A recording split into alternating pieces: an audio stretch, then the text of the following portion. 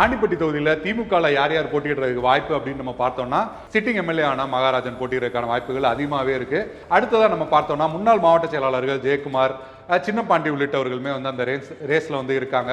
அதையும் தாண்டி நம்ம பார்த்தோம்னா தங்கத்தமிழ்ச்செல்வன் தேனியோட எம்பி, அவரோட பையன் நிஷாந்த் அவருமே வந்து போட்டியிடுவதற்கான அந்த முயற்சிகளிலுமே வந்து ஈடுபட்டு இருக்காங்க அப்படின்னு பல விஷயங்கள் போயிட்டு இருக்கு. தங்கத்தமிழ்ச்செல்வன் அப்படின்னு நம்ம பார்க்கும்போது 2001 வந்து ஜெயலலிதா வந்து 4 தொகுதிகளில் வந்து வேட்புமனு தாக்கல் வந்து பண்றாங்க.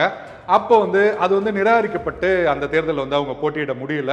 அந்த நிலையில வந்து டம்மி வேட்பாளராக போட்டியிட்ட தங்கத்தமிழ்ச்செல்வன் தான் வந்து 2001 தேர்தலில் வந்து வெற்றி பெறாரு. தொடர்ந்து அந்த 2002 அந்த டான்சி வழக்குல இருந்து ஜெயலலிதா வெளியில் வந்த காலகட்டத்தில் வந்து தங்கத்தமிழ்ச்செல்வன் தன்னோட பதவி வந்து ராஜினாமா பண்ணிட்டு ஜெயலலிதாவே வந்து மீண்டும் வந்து போட்டிடுறாங்க.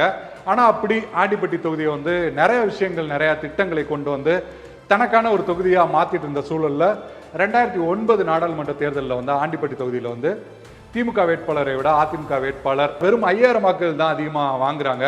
அதை கெஸ் பண்ணிட்டு ஜெயலலிதா வந்து ஓகே நம்ம இங்கே இனிமேல் போட்டியிட தேவையில்லை அப்படின்னு சொல்லிட்டு அப்படியே வந்து தொகுதியை வந்து மாற்றிக்கிறாங்க. அப்படிதான் அந்த ஆண்டிப்பட்டி தொகுதி வந்து விஐபி தொகுதியை வந்து தொகுதி அந்தஸ்தை இழந்த கதை அப்படின்றது இந்த கதை தான். இப்போது புதிய அறிமுகம் ஆச்சி ஹோட்டல் சாம்பார் 50 கிராம் ரூபாய் 20 மட்டுமே.